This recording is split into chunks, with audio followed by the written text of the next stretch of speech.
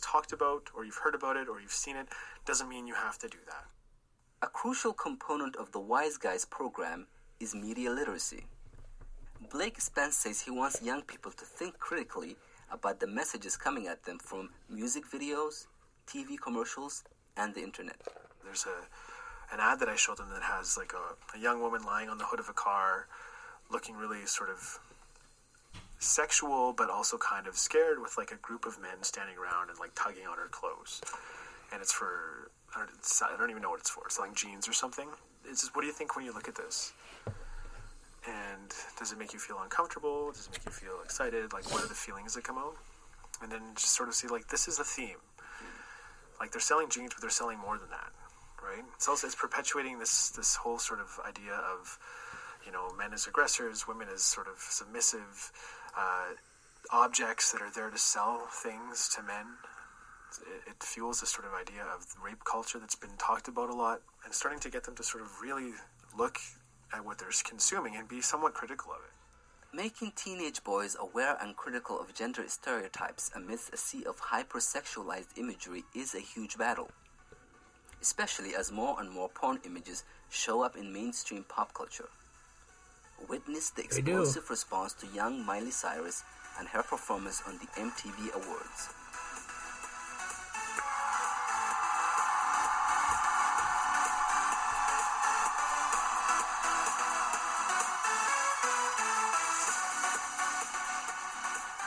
At one time, she was a child star in the Disney show Hannah Montana. Just 3 years later, in the summer of 2013, she was on stage at the MTV Awards. She was singing and gyrating in nude-colored latex underwear.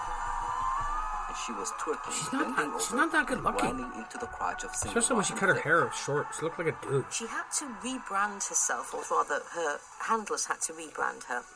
And they had to brand her in a way where she was visible in a world of Beyonce, Lady Gaga, Rihanna. So I think beginning with Miley Cyrus, you actually see it where a young woman is forced into a pornographic image in order to stay visible in a porn culture. And maybe you gotta take that off there to fit in. More hypersexualized, and then let your booby flop out. Twerking. I think what was interesting about that nobody talks about was that this is a 20-year-old young woman who is being handled by a whole bunch of people in a large feeding chain. And then what happens is the whole criticism is against her, calling her a slut, when nobody talked about Robin Thicke. Singer Robin Thicke, a 36-year-old married father of two, recently gained notoriety with a video to his hit song, Blurred Lines. The video showed 3 topless young women dancing alongside 3 fully clothed men, including the singer himself. Gail Dine says this imagery, where women are often wearing next to nothing while their male counterparts are fully clothed, is commonplace, and it presents a direct imbalance of power, a subliminal message that teenage boys pick up on. I asked Blake Spence, who runs the Wise Guys program in Calgary, whether his workshops for teenage boys address pornography. Yeah, we do talk about porn. They all talk about pornography like it's just a sort of joke amongst male culture, right? It's just like this, like, yeah, we all do this. And I'm sure they are. I mean, it's so easy to access. And so anecdotally, from the guys that I work with, I would say that's very true. They all readily admit, and they're proud of it, like, yeah, totally. And that sort of speaks to that male culture. Even if they aren't watching it, there's definitely that pressure to say that you are. I went through some of these websites just to get an idea of just what exactly are some of these images that... I'll tell you a story. 10 years ago when I was in Kelowna, I was working at the conservatory. And I was working on the top floor.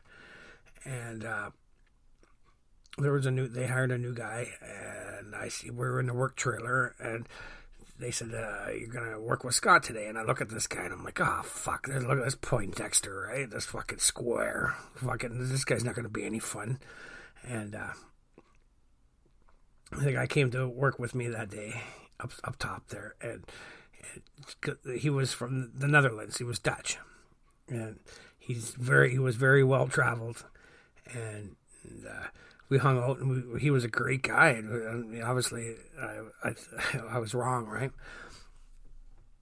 But he was telling me a story about these guys that were back home in the Netherlands that he worked with, and he worked in a plumbing company, and these guys, like a group of these guys that he worked with, would go and rent a motel, and they would go and they would like jerk off in there, and they would videotape it. And like, I don't know, 4 or 5 guys in this room, and they're probably watching porn, I would hope. I mean, not watching, getting off because the other guy's whacking out. I mean, I don't know. I'm not trying to figure this out, but he would say that they would tape this and then bring the tape to work and show everybody at work on Monday. Hey guys, look what we're up to on the weekend. Oh, let me see. You got a home video here. What the fuck? What are you guys doing? Oh no! What the? There's more. Holy fuck! But I remember, Buddy. I mean, what stuck out in my mind was that he said that there was multiple people that were in this room jacking off. But I mean, like, they would be like coming on the blinds and stuff. That was what they thought was fun. Oh boy! You know, these young people are being bombarded with if they go to these websites. Here are just the names of a few clips: gang banging and hairy milf. Yeah. Black slut rides white cock. Yeah. Latina bitch squirts for money. Yeah. For a teenage boy to see that, like, how do they compute these? Well, it's super misogynist. Like, women are always talked about as a bitch or a whore or a skank or a slut. Like, always these really demeaning terms. A word that young men are using a lot to describe girls is cum dumpster. Like, what? What is that? Oh, no. And they think it's funny. Oh, someone says it, and then the rest I of the didn't group think that was laughs, funny. right? No. Anyone wants to have that sort of status elevated. She's a fucking in cum culture. dumpster. You want to feel like you're part of the group, and Who an did? easy way to do I didn't that say is that. often to talk in either really homophobic ways or to talk in really sexist ways. But when you actually talk to them face to face, they don't actually hold those values, and they have a lot of respect for women. But they feel that they need to sort of put up that front. Mm-hmm. So my hopes for the end of the program is that they're going to leave and they're not going to say those things. And if they're out with their buddies and they hear their friends talking in that way, it's just like, dude, come on. I got lots of women in my life that I love and that I couldn't live without that. And we all do, right? And that type of language is violence against women. I guess. No calling them cum dumpsters. It's not right. Don't call short people midgets. That's wrong too.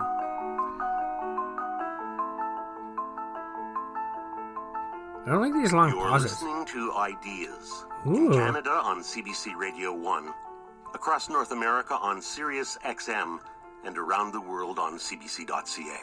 I'm Paul Kennedy. Every year, according to the book A Billion Wicked Thoughts, over 100 million people download porn in the United States alone. 100 million. They are middle-aged, teenagers, rich, poor, straight, gay, but overwhelmingly, they are male. In online surveys, many men report they regularly spend up to 4 hours a day watching porn. 4 hours. And teenage boys are now becoming big... 4 hours a day. 4 fucking hours a day. I only watch it for a minute. Consumers. Many are exhibiting the signs of addiction. One online support group, on Reddit, has a community of about 30,000 men who call themselves addicts. Contributor Hassan Gedi Santur continues his exploration of porn's impact on young men in this episode of Ideas called Generation Porn.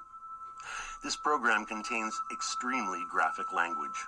Listener discretion is advised. Oh yeah, it's just the stuff for Scotty too Hotty, eh?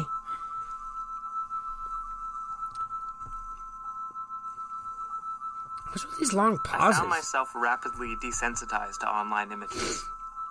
If a threesome was kinky last week, then I need something wilder this week. Uh-oh. To reach climax, I had to find that same toxic mix of shame and lust. That is an excerpt from Isaac Abel's essay, Did Porn Warp Me Forever? He asks this question at the age of 23. He used to think of himself as a hopeless romantic. He dreamt of marrying his 5th grade girlfriend. He started watching porn at age 12, and by the time he started college, pornography had so thoroughly shaped his sexual sensibilities, he says it became almost impossible to enjoy real sex. When I was trying to have sex with my girlfriend, who I really, really cared about, and I had to close my eyes and envision porn to come, it wasn't just like, oh, maybe I'm not good at sex. It's like, I don't know, what I'm turned on by. And if I don't know that, like, what does that say about me? Isaac Abel says a chasm opened up between the man he perceived himself to be and the man he became while watching porn. And bridging these two identities required ever more elaborate head games when he was having sex. For me, I think I just got so used to being aroused by what I was looking at that my sexual self became one of a viewer, one of being a sort of a passive audience member, consuming this visual stimuli and being turned on by that. And so then when you're actually the actor in that fantasy, when you're actually the one, performing, it can be really fracturing. Oh yeah, shake it. Yeah. Yeah. Oh yeah, baby, shake that. Oh yeah. Oh yeah. But bad girl. Really sort of bad girl. Difficult to know what to do with that because, am I turned on by this woman, performing oral sex on me?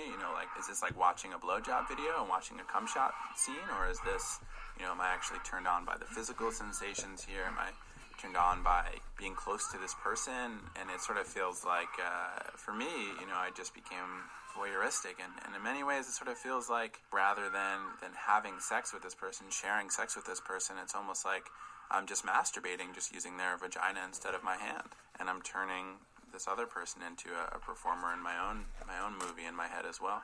That's just such an isolating, alienating thing to do that while you're physically you couldn't be physically closer with someone and you really care about them, and yet in your mind you're just distancing yourself as far as you can. When you start seeing men who are nearly suicidal because they feel that they're ruined for life, they will never be able to get an erection or have an attraction to real women, or their sexual tastes have morphed in weird ways, and they're told that this is simply the way it is. That is a significant problem. That is Gary Wilson. He's a former teacher of human anatomy and pathology. He's now the host of YourBrainOnPorn.com. It's a website that provides information on what he calls porn-induced negative effects like erectile dysfunction, delayed ejaculation, and loss of attraction to real partners. Gary Wilson says his website averages 15,000 visitors a day. However, depending on who you ask, Gary Wilson is either a brave advocate for young men struggling to overcome porn addiction or an anti-porn crusader who's spreading needless moral panic. Either way, Gary Wilson and his wife Marnia have become central figures in the contentious debate around whether or not online porn is addictive, a role they claim they never thought.